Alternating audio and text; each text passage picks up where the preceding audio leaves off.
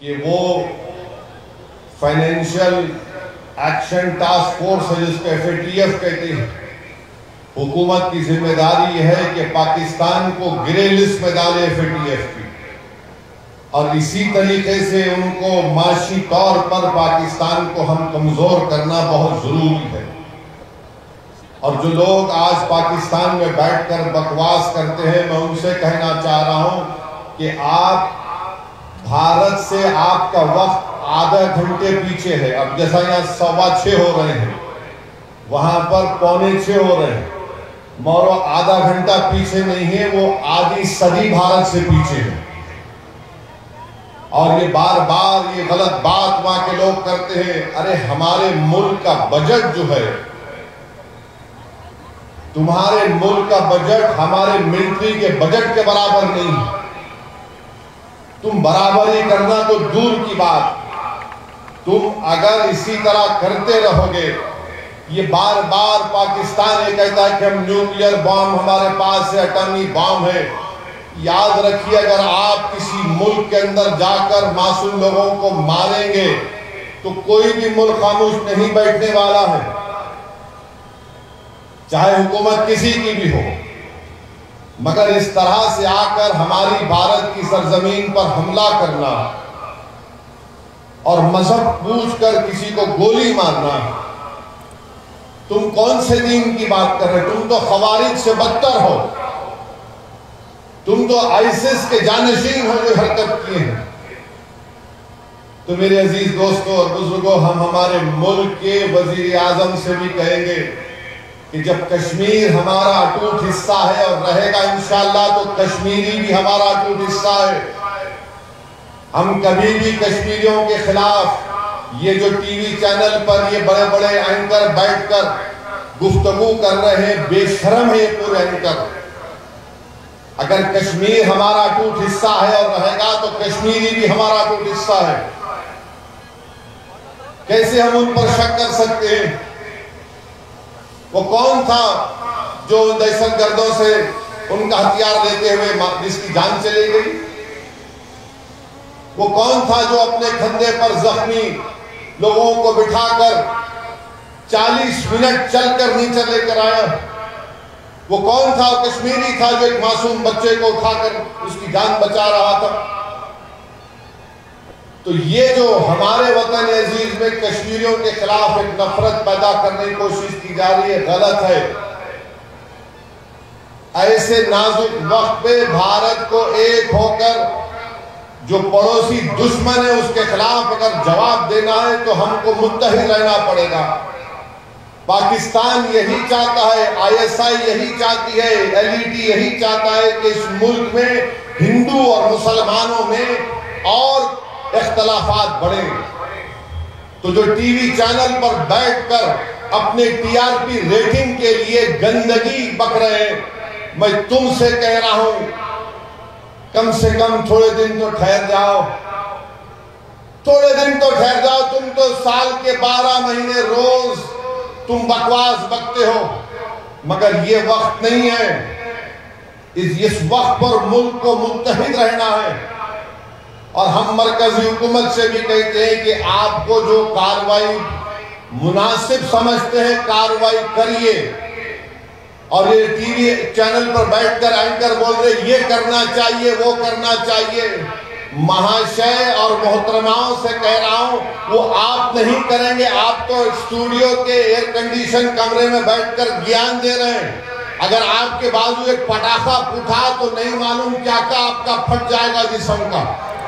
تو آپ گیان مت دیجئے. جو کارروائی مناسب سمجھتی ہماری حکومت ہم اس کی تائید کرتے ہیں. اور حکومت کو بھی یہ سوچنا چاہیے کہ کشمیریوں کے خلاف جو نفرت پیدا کی جا رہی ہے وہ ملک کے مفاد میں نہیں ہے. کشمیریوں کو ہم کو ان کے دل کو اور ان سے قریب ہونا ہے. ہم ملک کے حکمرانوں سے کہہ رہے ہیں کہ تمہاری ڈیٹرنس پالیسی پر تم غور کر لو. آپ نے سرجیکل سٹرائک کیا، ہم نے تائید کی. آپ نے بالا کوٹ کیا، ہم نے تائید کی. آپ نے نوٹ بندی کی، کہا کہ دہشت گردی ختم ہو جائے گی مگر پڑوسی ملک سے لوگ آ رہے ہیں، تمہاری ڈیٹرنس پالیسی کو دیکھ لو۔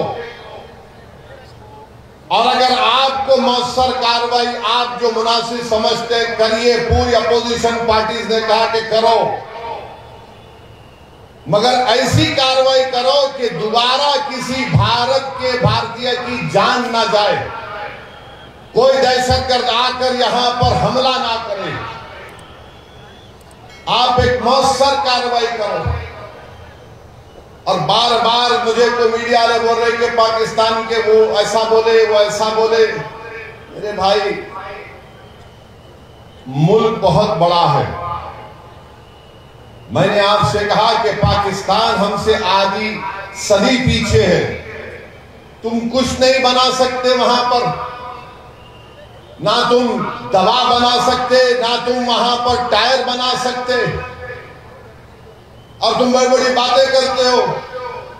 اور تمہارا ہی وزیر دفاع کہہ دیا کہ مغربی طاقتوں کے گندے کھیل کا ہم حصہ بنے، تم ان کے گندے کھیل کا حصہ بنے ہو، مگر اگر تم بھارت سے گندا کھیلو گے تو اسی گندگی میں تم زندگی بھر رہو گے۔ یاد رکھو ہماری اس بات کو، بھارت میں جو مسلمان ہیں، ہندو ہیں، عیسائی ہیں، دلت ہیں، آدیواسی ہیں، ہم اپنے سیاسی اختلافات ہیں اور رہیں گے، مگر یہ ملک نہ بی جے پی کا ہے نہ اسد الدین اویسی کا، یہ ملک 133 کروڑ جنتا کا ہے۔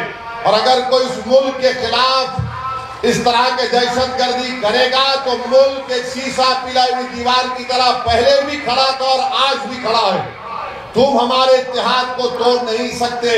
ہمارے بزرگوں نے 47 میں جنا کے پیغام کو اپنی جوتی پر رکھ کر اس کو ٹھکرا دیا تھا۔ تمہارا ٹو نیشن کی تھیوری ناکام ثابت ہوئی۔ تمہارے پاس گڑبڑ ہے، بلوچستان میں گڑبڑ ہے، تمہارے پاس ٹی ٹی پی کا مسئلہ ہے، تم اس کی طرف دیکھ لو، ورنہ یاد رکھو بہت سے کارروائی ہو سکتی ہے اور ہوگی انشاءاللہ تعالی۔ تو میرے عزیز دوستوں اور بزرگوں، یہ بات کو بیان کرنا بہت ضروری تھا۔ اب ملک کے اندر کے حالات پہ بیان کر رہا ہوں۔ اندر کے حالات یہ ہیں کہ ہم اپنے وزیر اعظم سے کہنا چاہ رہے ہیں کہ آپ تاریخ میں اپنا کیسے نام لکھانا چاہتے ہیں، ایک سیاستدان کے طور پر یا اسٹیٹسمین کے طور پر؟ اگر مودی اسٹیٹسمین کے طور پر اس دنیا میں، اس ملک کی سیاست میں نام اپنا لکھوانا چاہتے ہیں تو نریندر مودی کو، اگر مورنے کو ان کو صرف سیاستدان کے طور پر نہ لکھ دے بلکہ اسٹیٹسمین کے طور پر لکھے، تو ہم نریندر مودی سے کہنا چاہ رہے ہیں کہ آپ کو وفد کا قانون واپس لینا پڑے گا۔ اگر آپ نہیں لیں گے تو آپ اسٹیٹسمین نہیں، صرف ایک پولیٹیشن کہلائیں گے آپ۔ اس لیے کہ یہ ایسا قانون ہے، نعرہ لگائیں گے اور آخر میں لگائیں گے،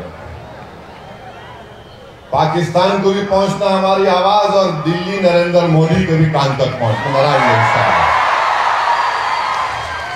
یہ ایسا قانون ہے جو مسلمانوں کی مذہبی شناخت پر، ہمارے ایمان پر حملہ کرتا ہے۔ جو ایسا قانون بنایا گیا جو ہم سے اپنی مساجد کو، درگاہوں کو، خانقاہوں کو، قبرستانوں کو، عیدگاہ کی زمین کو چھیننے کے لیے اس طرح کا قانون بنایا گیا۔ ہم اس طرح کے قانون کو مسترد کر چکے ہیں۔ میں نے آپ تمام کی طرف سے بھارت کی پارلیمنٹ میں بی جے پی کے 300 MPوں کے سامنے کہا کہ یہ کالا قانون ہے، میں اس کالے قانون کو پھاڑتا ہوں، ہم اس کو مسترد کرتے ہیں۔ اور کالا قانون اس لیے ہے کہ نریندر مودی نے قانون اس لیے بنایا تاکہ ممبئی میں جو بھارت کا سب سے دولت مند آدمی ہے، جس نے ایک یتیم خانے پر جو وقف ہے، آغا خانی یتیم خانے پر اس دنیا کے دولت مند آدمی نے اپنا محل وہاں پر تعمیر کرایا۔ ان کا مقدمہ سپریم کورٹ میں چل رہا ہے، تو نریندر مودی نے اپنے یار کو فائدہ پہنچانے کے لیے اس قانون میں سیکشن 2C کو لا لیا اور کہا کہ قانون بننے سے پہلے جو ٹرسٹ ہوگا اور اس قانون کے بعد جو ٹرسٹ ہوگا وہ وقف نہیں ہوگا، کیونکہ اس دولت مند آدمی نے آغا خانی وقف ٹرسٹ سے زمین کو 22 کروڑ میں خریدا۔ تو یہ قانون مودی اگر کسی کو فائدہ پہنچا رہے ہیں تو اپنے دوستوں کو فائدہ پہنچا رہے ہیں۔ میں مہاراشٹر کے مکھیہ منتری جو زیادہ ہی محبت کرتے ہیں اسد الدین اویسی سے، میں ان سے پوچھ